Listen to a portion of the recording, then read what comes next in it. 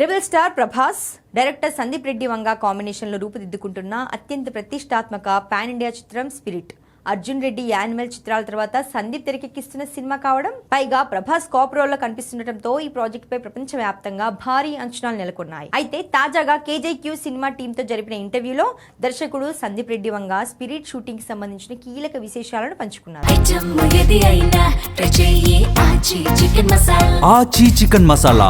గత 4-5 రోజుల క్రితం వరకు ఎలాంటి గ్యాప్ లేకుండా స్పిరిట్ చిత్రీకరణలో నిరంతరాయంగా పాల్గొన్నానని సందీప్ తెలిపారు. ప్రస్తుతం షూటింగ్ సంబంధించి 1 నెల రోజుల పాటు తాత్కాలికంగా బ్రేక్ తీసుకున్నట్లు వెల్లడించారు. ఈ చిన్న విరామం తర్వాత మళ్లీ కొత్త స్కెడ్యూల్ను ప్రారంభించనున్నట్లు ఆయన స్పష్టం చేశారు.